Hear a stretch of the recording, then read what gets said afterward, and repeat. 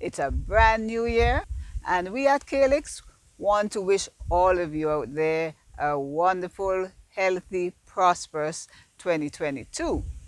For our first video, we are back in the food garden, and we're going to be just giving you a very quick overview of the crops that are growing here, and we will then focus on growing corn. This lovely crop behind me, we will take you through the steps when we started it and taking it all the way through to harvest.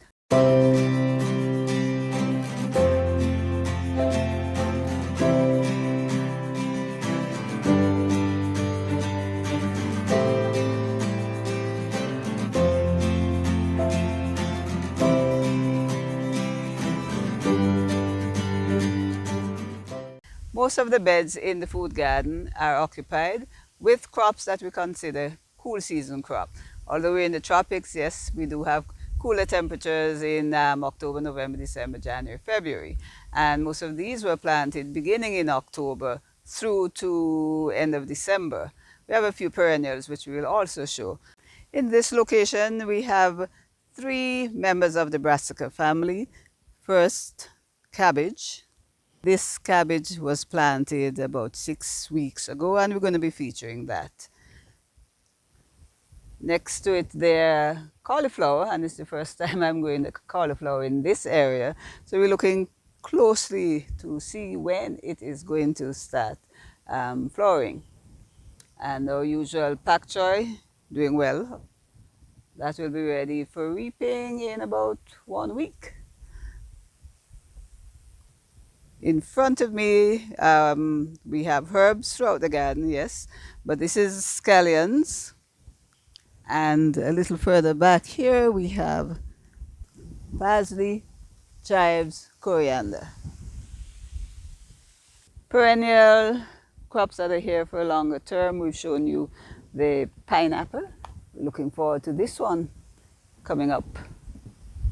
And to the back of the pineapple, we have fruit trees, bananas. This is a naseberry. It's about 1.5 years old. And hot peppers, Scotch bonnet peppers. And a few sweet peppers just starting to bear. These are the first fruits. These sweet potato, yet another sweet potato series of beds planted 2 weeks ago. I just want to show you, we had done a video on jaboticaba, and here we are again, another bearing cycle, something to look forward to.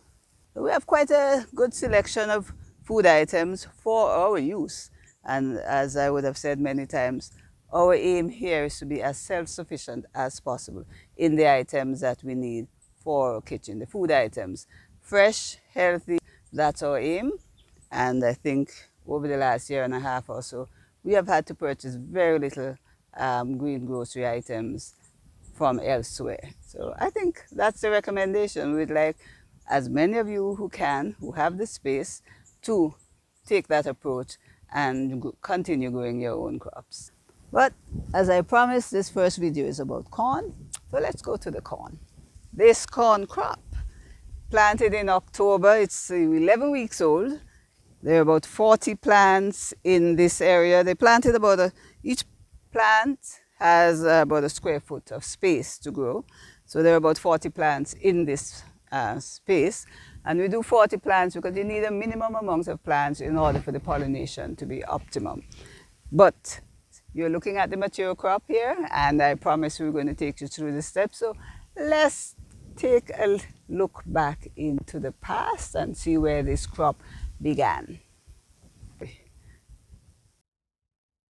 Corn needs a lot of sunlight to produce a good crop. So we selected this sunny location, and to prepare the bed for planting, we simply remove the residue from the previous crop and mixed in a 2-inch layer of compost. We made planting holes 9 to 12 inches apart and 2 inches deep, into which we placed 2 seeds, covered them and watered. We thinned to 1 plant per hole soon after germination.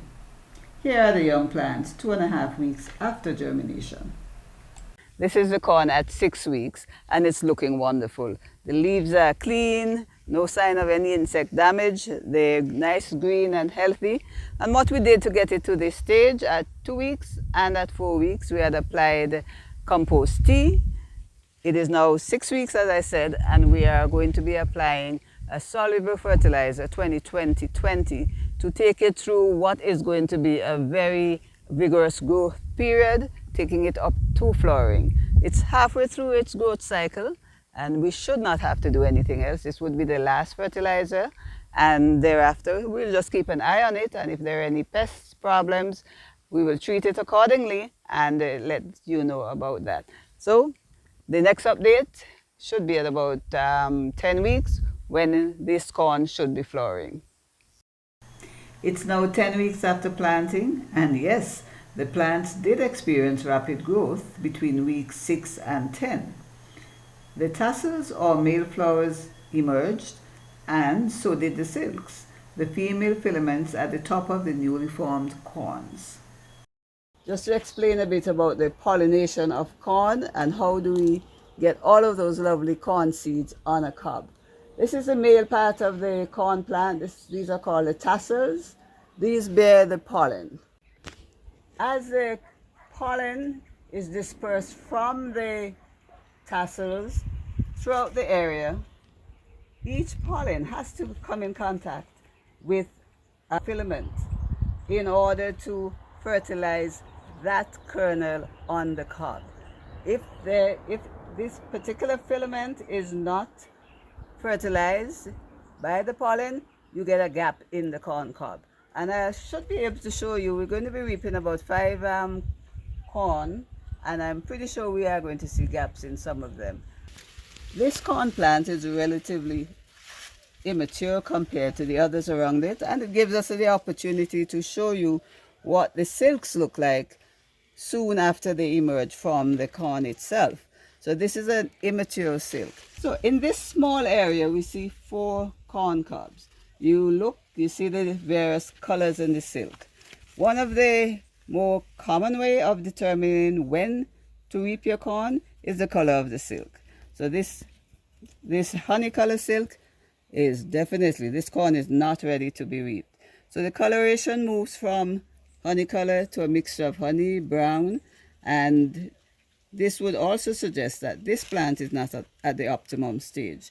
When the silk gets to this very brown, you could see the dusty, it would suggest that this corn should have been reaped a few days ago. We have selected 5 corns that will demonstrate the relationship between the color of the silk and the readiness of the kernel. So we'll reap those and show you what the kernels look like.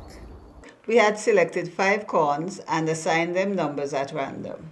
Number 3 definitely has a lighter color silk than the others, which would indicate it is less mature.